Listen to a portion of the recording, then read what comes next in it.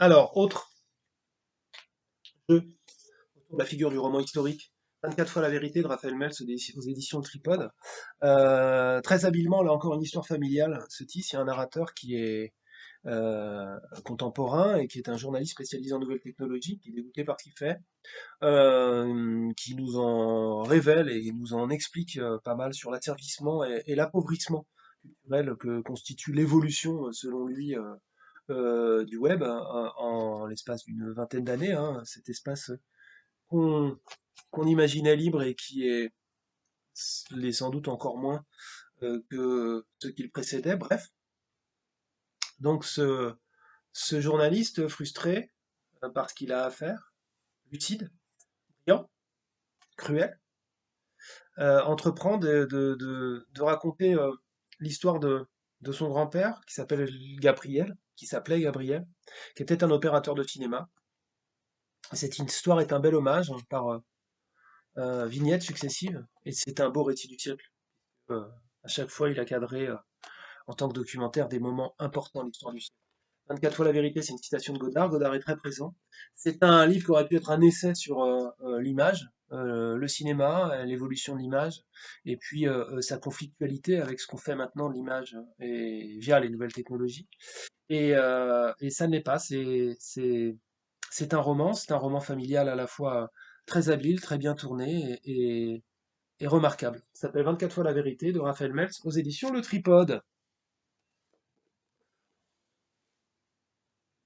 Autre point d'orgue de ma rentrée, là il est à l'envers, mais on le voit quand même, le sanglier, hein. Farouche de Fanny Taillandier aux éditions du Seuil. C'est son, alors c'est son deuxième, troisième, son quatrième livre, mais dire si c'est son deuxième, troisième, quatrième roman, Farouche. Taillandier avait fait un très beau roman autour du 11 septembre 2001, il y a 3 ans ou 4 ans de ça, plutôt qu'en septembre 2021, hein, dire que cette femme est une autrice plutôt qu'une peseuse, hein, parce que si elle avait le sens du marketing, elle aurait fait dans un autre ordre. Son livre autour du 11 septembre était remarquable, et Farouche, c'est tout autre chose. Un autre dispositif, c'est un roman qui, pour le dire vite, m'a semblé assez ballardien, hein, en référence à Ballard, l'écrivain anglais, à la fois fictionniste et ultra réaliste, hein, celui qui a fait Crash et IGH, L'île de béton, qui toujours s'intéressait à rendre de façon ultra réaliste notre vie contemporaine, celle des classes moyennes du monde occidental. Et là, il s'agit de ça, il s'agit d'un couple qui vit une sorte de Dolce Vita dans une villa avec piscine dans le sud de la France. Dans un sud de la France à la fois ultra réel et un peu fantasmé, parce que la Ligurie, qui est une région géographique, dont la notice Wikipédia tronquée nous est donnée au début du livre, est ici une région administrative. Ce simple décalage de départ produit un glissement de cet hyperréalisme vers une possibilité de fiction et d'anticipation. On est un peu plus loin dans une autre Europe très semblable à la nôtre, mais pas tout à fait la même. Et ce que ça permet, c'est d'écrire un sud de la France générique aussi.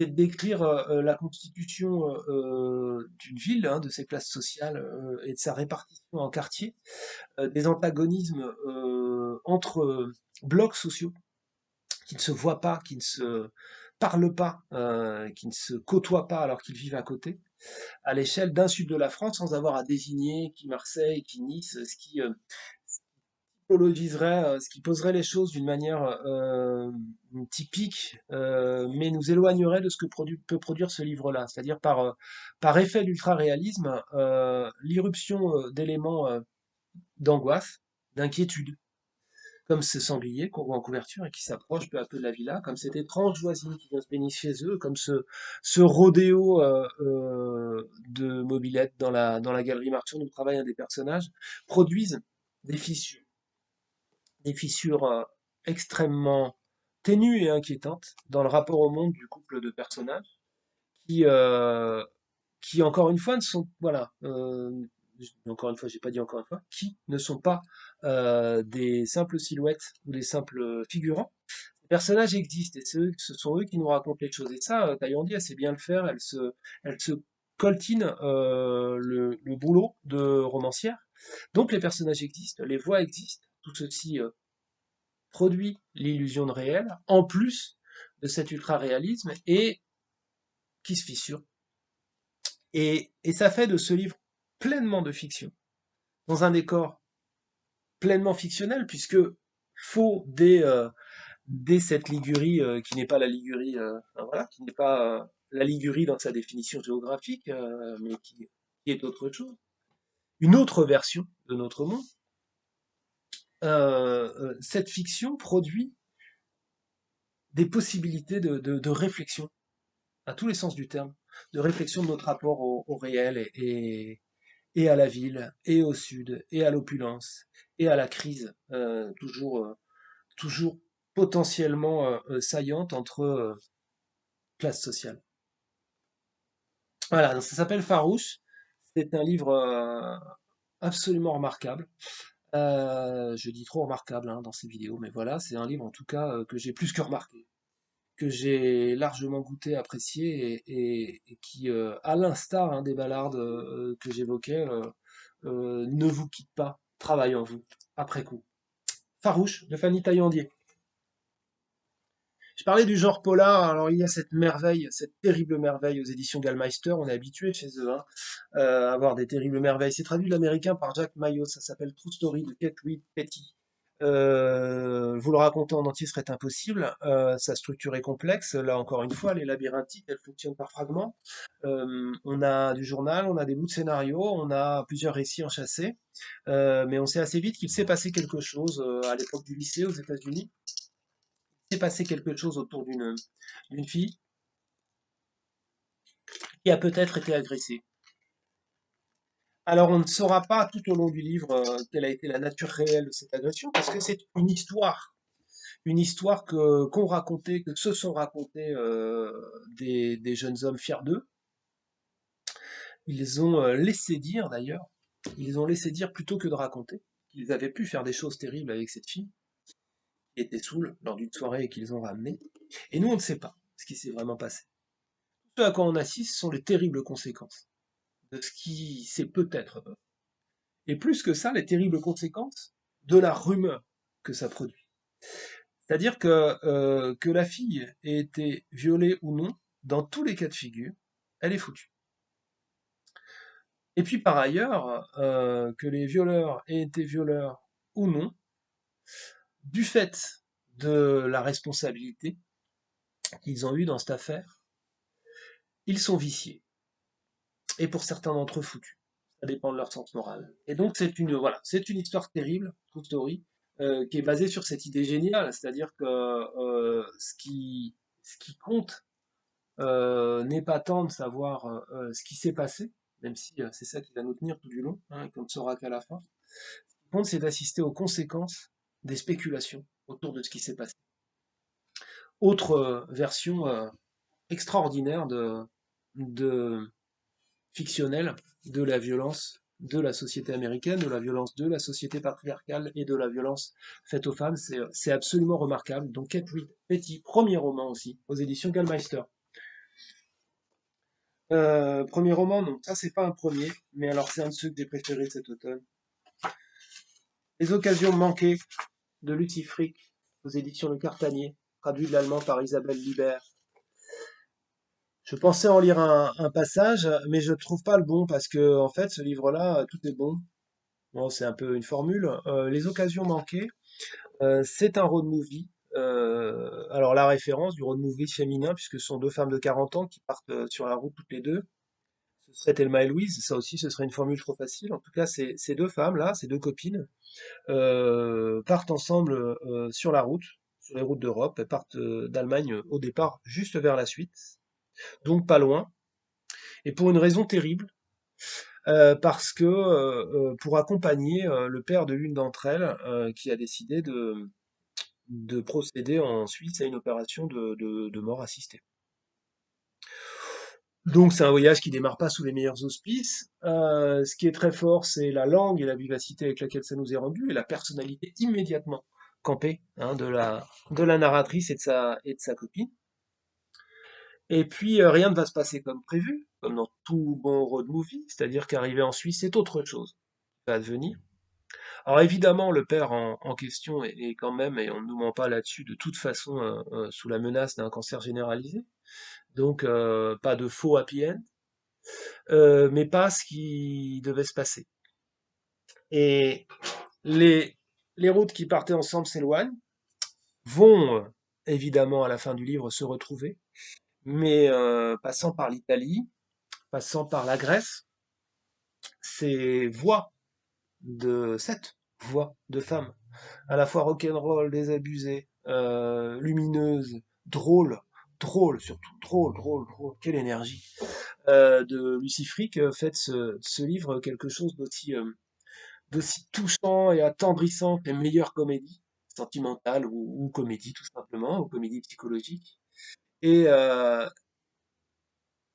évidemment, le thème reste là, c'est-à-dire que le regret, les origines, la quête des origines, la mort prochaine, l'angoisse qu'elle nous produit sur celle de nos proches, et puis évidemment en horizon la nôtre, voilà, sont des horizons justement fictionnels absolument magnifiques de ce livre qui s'appelle Les horizons, les occasions manquées de Lucy Frick, allemande, aux éditions Le Cartanier. Un autre génial portrait de femme, Atmosphère de Jenny Ophil aux éditions d'Alva, pardon, traduit de l'anglais par Laetitia Deveau. Ça pourrait être un livre de blagues, et c'est difficile de raconter les blagues. Par exemple, page 14, une blague. Ici, on ne sert pas les voyageurs dans le temps. Un voyageur dans le temps entre dans un bar. Ça ne marche pas. Je n'ai pas de public en face de moi, mais je sais que vous n'avez pas ri. Parce que cette blague, elle vous fait rire quand vous la lisez. Il y a un effet retard, il y a un temps de la phrase imprimée sur la page, mais c'est une blague quand même. Elle est assez géniale après coup. Toute bête, hein, comme les meilleures blagues, et assez géniale. Puis il y a d'autres blagues ou saillies dans ce livre-là. Alors il y en a une qui doit être page 88. Voilà. Une autre blague, hein, plus classique. Une femme d'une quarantaine d'années apprend de la bouche de son médecin qu'elle doit prendre soin de sa santé. Il lui suggère de courir 2 kilomètres par jour et lui dit de l'appeler dans 15 jours pour lui dire comment elle se sent. 15 jours après, la femme s'exécute. Alors, comment allez-vous lui demande le médecin. Je vais bien, répond la femme. Mais je suis à 30 kilomètres de chez moi. Voilà, blague plus classique, très drôle, je trouve, et qui, lors des rentrées, a fait rire à chaque fois. Et puis, autre fragment d'un autre genre qui viennent ponctuer ce livre. Question. Quelle est la philosophie du capitalisme tardif? Réponse. Deux randonneurs rencontrent un ours affamé sur un sentier. L'un d'eux sort ses chaussures de course et les enfile. Tu peux pas courir plus vite qu'un ours, lui murmure l'autre. J'ai juste besoin de courir plus vite que toi, répond le premier. Voilà, c'est drôle, hein, mais c'est pas que drôle. C'est pas un livre de Maxime. Je vous ai sorti certains des fragments qui constituent le tissu narratif de ce livre-là. Mais c'est une chronique. C'est une chronique très vivante, très enjouée, très naturelle, très vive, de la vie de Lizzie, qui est une bibliothécaire, elle a encore une portrait de femme d'une quarantaine d'années à New York. Et en fait, les fragments sont des fragments de ses lectures ou de ce que viennent lui rapporter les gens à la bibliothèque. Donc c'est drôle, très vivace, et puis c'est plein d'esprit.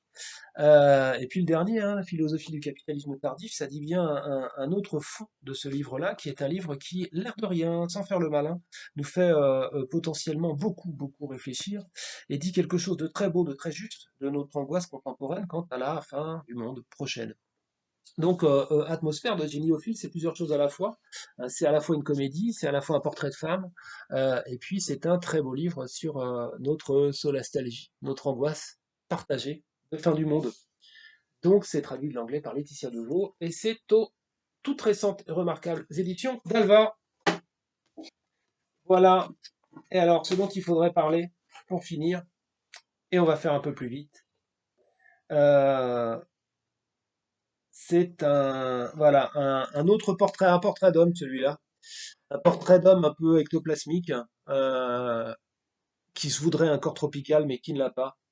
C'est un homme sans grande qualité dans une ville du Nord, hein. C'est ainsi que c'est écrit en quatrième de couve et c'est exactement ça. Un corps tropical de Philippe Marczewski. Donc, Ce narrateur est un employé de bureau absolument terne, sans histoire, sans rêve encore que, à qui l'on confie une mission assez étrange puisqu'il s'agit d'aller remettre un parapheur et faire signer des documents à 1 heure de route de là, dans une banlieue, dans une entreprise. Et, euh, et il se demande pourquoi, parce qu'on pourrait passer par des courtiers tout simplement, comme on a l'habitude de le faire pour ce genre de mission. Mais il s'en acquitte, et là, il demeure absolument fasciné, totalement englouti, absorbé par la vision fantasmatique d'un aqualand à côté d'une piscine à remous, avec une piscine, un parc aquatique avec une salle tropicale. Et donc voilà notre employé de bureau qui décide d'assouvir son fantasme, à savoir de se pointer à l'entrée de la piscine, puisqu'il a beaucoup à attendre, en attendant qu'on traite ses documents.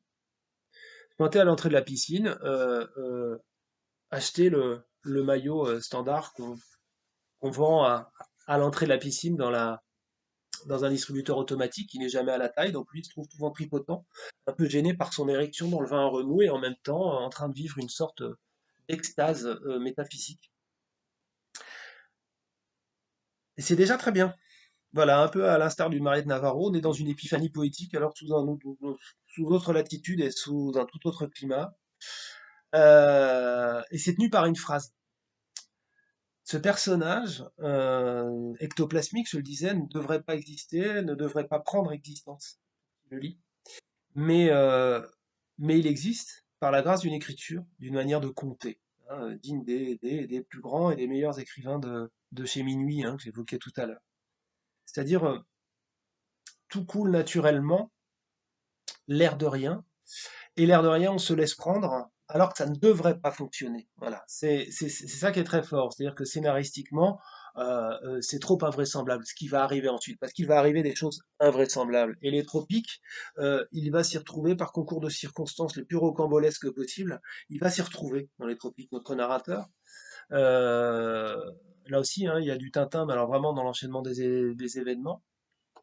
Et tout le temps, ça fonctionne tout le temps ce rapport d'inadéquation au monde et ce narrateur qu'on pourrait prendre pour un imbécile, euh, tout le temps s'empare de nous ou on s'empare de lui, je ne sais. En tout cas, l'adéquation se fait. Ce narrateur qui ne devrait pas exister existe par la grâce d'une écriture. Et ce qui est très fort, c'est que le dernier quart du livre nous fait accéder au tropique, mais en vrai, si j'ose dire. C'est-à-dire que soudain, le climat change. Soudain, ce qui n'était que fantaisie et distance devient réel, devient douloureux, devient mélancolique et formidablement beau sur sa dernière scène.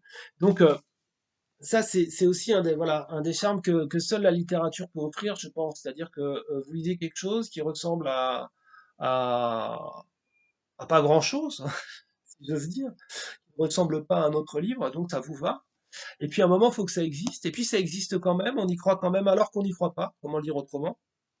On y croit sans y croire, mais on y croit quand même. On n'est pas dupe, mais on poursuit l'aventure par la grâce d'une langue et d'une manière de raconter le monde et de raconter l'être au monde de ce narrateur invraisemblable. C'est un livre aussi drôle qu'ironique, aussi désabusé que fantaisiste, aussi mélancolique qu'original. Un corps tropical de Philippe Marczewski, c'est son deuxième livre aux éditions Inculte. Et je glisse un mot parce que j'en ai parlé dans une autre vidéo du magnifique quatrième livre de Thomas Giraud avec Bastian Nader, qui est un éloge de la fuite, qui est un portrait d'un artiste néerlandais qui était spécialisé dans l'art de la chute, et le récit de sa tragique et taiseuse dernière expédition artistique, à savoir vouloir traverser l'Atlantique sur un bateau trop petit pour ça. C'est donc un portrait d'homme disparu, comme Thomas Giraud aime les faire. C'est son quatrième livre, La Contre-allée. Mais c'est sans doute le plus juste, le plus doux. Ah, ça a toujours été doux, mais le plus humble dans la phrase, le plus humble parce que sûr de quelque chose. Thomas Giraud est un écrivain qui cherche, et qu'on a vu chercher avec beaucoup d'inventivité dans les premiers livres, chercher et trouver, hein, des figures aussi. Et là, je pense qu'il trouve l'ensemble. avec Bastien Nader est un livre quoi, à propos de la mort, à propos de la disparition, qui est aussi léger que les plus douces des vies. Donc c'est un chant, c'est fluide, ça coule sur les eaux et c'est fortement conseillé. C'est extrêmement poétique. Donc à cet endroit-là, la langue là aussi, comme chez Mariette Navarro, et file avec une merveilleuse et délicate précision. Ça s'appelle Avec Bas Yanador de Thomas Giraud aux éditions de la Contralée. Livre que j'ai souvent lu avec ce très bel hommage au père, Pater Noster, de Adrien Girard, au Diable Vauvert, qui n'ont pourtant rien à voir, ni dans le ton, ni dans l'écriture, mais j'aimais bien me rendre compte en live que ces deux couvertures avaient, sans s'être concertées, quelque chose en commun. Celui-ci est plus rond, plus tempétueux, plus brut. Et effectivement, ici, on est dans un livre qui tient beaucoup plus de l'oralité, du récit là aussi de la mort, de l'accompagnement dans la mort d'un père que le narrateur a mal connu. Et c'est doux amer, hein, c'est extrêmement drôle par moments, très beau, très simple, très brut encore une fois, mais, euh, mais vraiment remarquable. C'est, je crois, également un premier roman. Adrien Girard, ça s'appelle Pater Noster, c'est un chant funèbre qui ne ressemble à aucun autre, aux éditions Au Diable Vauvert. Et puis voilà, pour finir, peut-être en lire un extrait, rendant hommage à son traducteur. Le traducteur du livre que je vais vous lire s'appelle Nicolas Richard et il a cette tête-là. Et il a sorti à la rentrée par instant Le sol penche bizarrement, qui est un remarquable essai, là encore, récit de vie de traducteur, depuis les différentes versions des textes qu'il a traduits. C'est un grand traducteur de l'anglais US, notamment, Nicolas Richard, hein, qui a notamment traduit Brotigan ou Pidgeon, pour dire.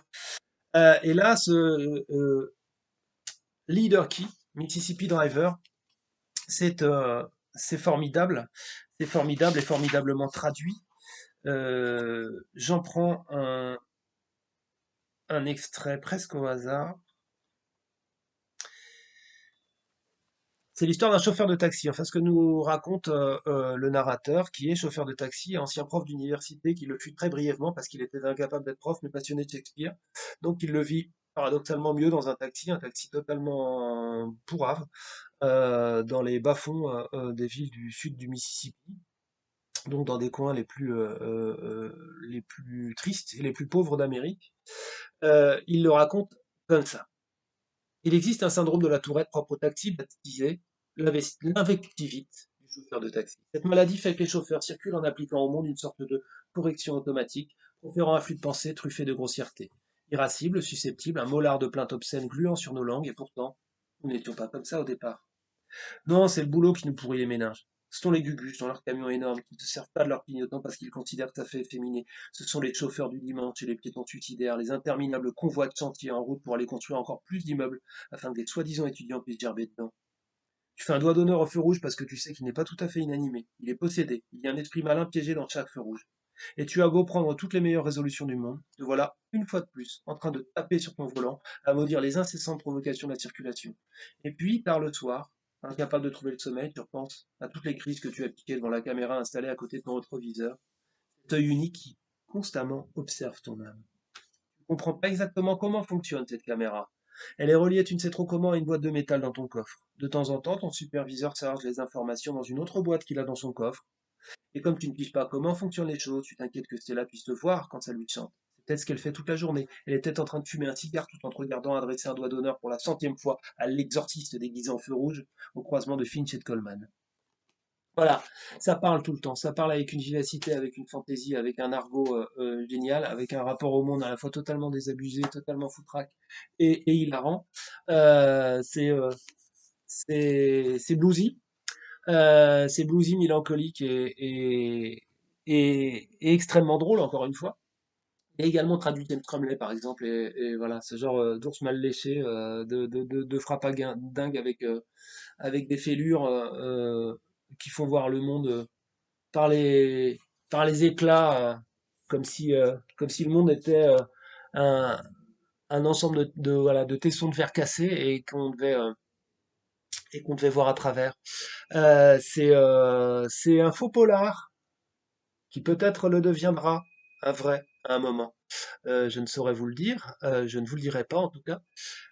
C'est un faux polar, mais c'est un vrai blues. Un vrai chant mélancolique et c'est un vrai portrait extrêmement touchant de, de narrateurs, d'êtres humains tout simplement, qui trimballent évidemment d'autres êtres humains, tous aussi frappés, distincts, singuliers et touchants. Voilà, ça c'est un super cadeau de Noël si vous avez quelqu'un qui aime bien le rock'n'roll, qui aime bien les polars, qui aime bien la littérature américaine. Ça s'appelle Leader Key et c'est traduit par l'immense Nicolas Richard aux éditions Flammarion. Nicolas Richard, dont je vous conseille aussi cet essai aux éditions Robert Laffont. Voilà de quoi lire pour Noël. À une prochaine en 2022. Au revoir.